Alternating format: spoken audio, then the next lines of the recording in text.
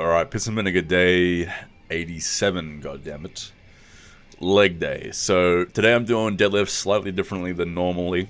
Thus far I've done volume deadlifts. I've done 3 sets of 5 because until thus far I was essentially a novice. So I hadn't deadlifted 180 kilos for a single rep yet, and thus I was a novice. And last week I got a 195 or 200 kilo deadlift, so it's safe to say now I'm in the intermediate stage again. Previously, when I was a novice, or my first novice program that I ran, I went up to 160, and that was my stall out phase. I couldn't get anything past 160. I had to change up my programming in order to get to that.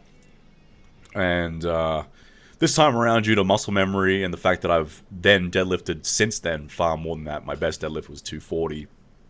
When I was heavier, the muscle memory allowed me to get to a 200 kilo deadlift with novice programming, albeit far less frequency. So essentially, I would do 3 sets of 5 once a week, which is not novice programming. Novices would train a little bit more frequently than that, for deadlifts at least. But now that I've hit the novice standard, I could potentially keep going up and up and up with volume, but I fucking hate volume so much, and my deadlift strength isn't so absolutely paramount to me that I'm willing to do volume to get the ideal lifts. I've just decided that I would do 1 set of maximum reps.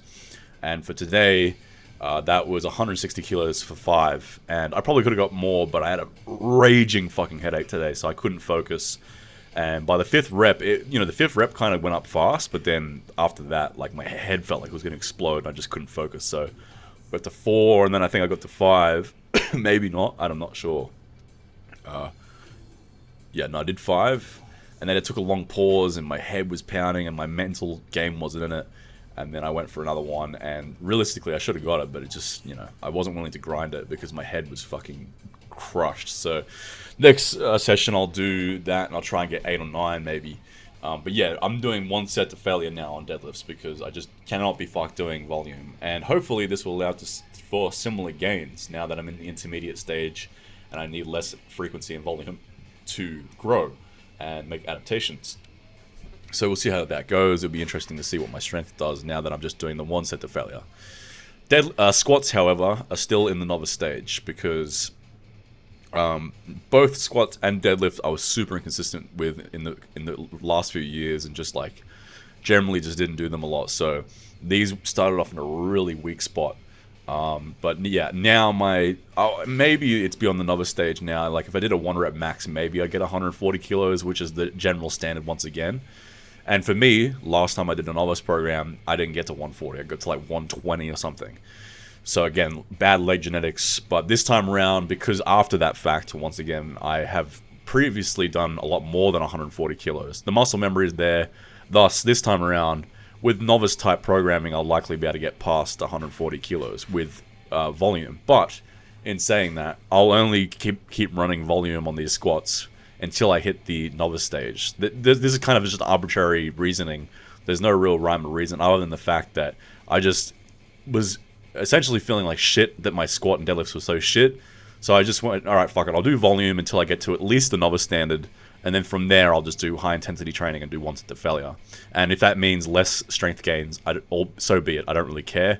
I'm more in it for the muscle size. So, and realistically, 1 set to failure will be better for hypertrophy anyway, even if I don't get stronger quicker, because you get more stimulus because you're actually using every motor neuron.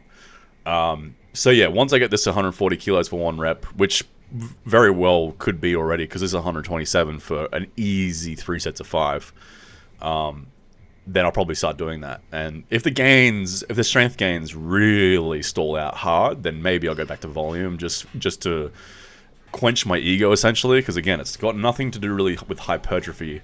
It's just I want to be able to say that I squat 3 plates and deadlift 4 plates once again, which I do basically. But if my ego keeps going up and up and up, then I might keep doing volume for squats and deadlifts, and then leave everything else 1 set to failure. It was the same thing with bench press yesterday when I did that 1 rep max. I was like, ugh, my bench is nowhere as good as it used to be. I kind of want to do a volume program to get the neurological adaptations in it, but again, it doesn't really matter enough to me on the bench press to do that. I'd much rather just do short, high-intensity workouts, get really good hypertrophy, than long, droning volume workouts, just to increase my neurological strength a little bit better. It's not worth it to me. So it wasn't worth it on the bench press. It probably won't be worth it on the squats or deadlifts, but we'll see. Who knows? Maybe I will. But yeah, other than that, like, that's just kind of where I'm at with that. Now, today I was doing box squats off a different bench because my other bench broke. So this new bench is a little bit lower, so it's technically a little harder, or it's the same height, but the padding is softer, so you go down an extra inch or two, which is today's topic, standardization. So you have to be very aware of little different tweaks and changes in your programming, range of motion, and all these different things that go into a rep. For example, with this exact thing, with the squat here, I'm going down about an inch, maybe an inch and a half lower than when I was doing box squats with the other bench. And that might not seem like much, but that can really make or break a set. So last week I did 125. This week, granted I hadn't gotten way stronger since last week, which I kind of have, just because I'm bulking so heavily, that might have really been a much harder set. I might have went from 125 to 127 and been like, wow, why is this like feel like 20 kilos heavier? And it would be because that extra range of motion. So every inch of range of motion on a movement, and depending on the movement, it depends, and like the joint angle and stuff, but like the range of motion alone can make a huge difference. The difference between an arse to grass squat to a quarter squat, or a half squat to a quarter squat, is huge. I could probably squat far less on arse to grass than I could at half squat, and then I could then squat even far more on a quarter squat, and every little inch and variant in between could mean the difference of 5-10 kilos. So you've got to be really diligent in your training to make sure that every single rep is as standardized as you can make it.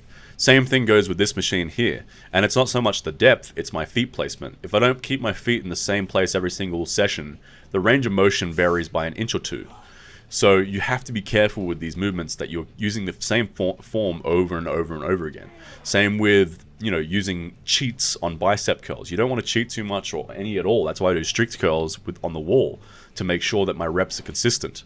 Otherwise, you'll regress or progress falsely from session to session. And this can really fuck up your programming. It'll make you think that your program isn't working, and thus you'll switch programming, or it'll make you think that your program's working way better than it really is. It can lead to just so many different problems that are unforeseen. It is very important to be as standardized as you can. Now, in saying that, you don't want to be too, what I would call standardization neurotic, in the sense that if you're too neurotic, it will hinder your training. You'll be too much in your head. You'll be constantly thinking about making the exercises standardized, and eventually there'll be like a whole host of really beneficial exercises that you're not choosing to do because it's difficult to totally standardize them to perfection. So, and that's something I was doing recently. Kept changing exercises. I'm like, oh, this exercise, I can't standardize it perfectly. There's variance in my strength from week to week. And it's like, but that exercise was perfect for hypertrophy. It was perfect for the contraction. And then the movement I would switch it over to would be inferior. Just to digress for a second here, I'm deciding to do Bulgarian split squats for my left leg only, as my right leg is quite a lot stronger and bigger than my left. I'm deciding to do an experiment where I only train my left leg and don't train my right leg, especially for the glute and hamstring, which is what this movement's specifically for. So I'm only doing my left leg from now on to see if I can get my left to catch up decently to my right leg, and then I can start training them in unison again, or just drop this movement. So yeah, that's my rhyme and reason there. But back to standardization, where was I? Yeah, you'll end up dropping exercises that are perfect for you, or they feel really good just off the idea that, but from week to week I might change the range of motion by an inch, or I might, pull a little bit less strict on that last rep, and, it'll give me a false progression. And it's like, that's more of an issue, especially when you're cutting, because there's such a small amount of strength gain. But like, I'm finding now that I'm bulking, I'm not worrying about that too much, because whether or not I'm cheating a little bit the last week or not cheating as much as the next week, it doesn't really matter, because overall I'm just 100% getting stronger every week regardless, by such a large degree that if there's a slight inconsistency in rep, it doesn't matter because I'm getting stronger. But for a cut, which I was doing, very recently, it was a big issue. It was like, I've got to make sure that every rep's the same, because, progression and regressions are so so difficult on cuts. A lot of movements regress really quickly. A lot of movements don't progress very quickly. So it was much more of an neurotic issue because I wasn't adding all this strength weekly. If anything, I was going down. But yeah, overall, you don't want to standardize too hard because you'll get neurotic and you'll start just switching out exercises for inferior exercises that might be a bit easier to standardize. And then two, if you're too strict on some movements, like some movements with form, you don't want to be too strict. It actually takes away from the contraction and the movement. So there are certain movements like I find personally with side lateral raises, if I'm totally strict, it makes my rotator cuffs come into play a lot, and it generally hurts my shoulders. So contrary to the general belief of strict equals less injury, for me it was actually for side laterals, strict side laterals hurt. They fuck me up. Whereas if I use a little bit of shoulder kind of English, like nothing crazy, and I don't bend over and heave the weight up or anything, just kind of let my shoulders go in the natural contour that they're used to for a little bit of cheating, because that's essentially what it does. Is it just allows my shoulders to do what they naturally want to do. It allows for a more smooth contraction without any pain. Same with my rear delts. I can't do strict rear delt movements because it starts impinging my shoulders and giving me shoulder issues. So a little bit of cheating in that case gives me a better contraction because I can really squeeze at the top of the rear delts rather than trying to slowly squeeze the top. You can't slowly squeeze the rear delt at the top unless you really pull, because otherwise you'll be using suboptimal weights. And due to the resistance curve, if you don't cheat a little bit, it's super easy at the bottom, or super hard at the bottom, easier at the top. Thus, when you use strict kind of form, it just doesn't feel as good. So hopefully that makes sense. You don't want to totally standardize everything and make everything totally cheatless, but there are certain things where you need to make sure that they're taken into consideration.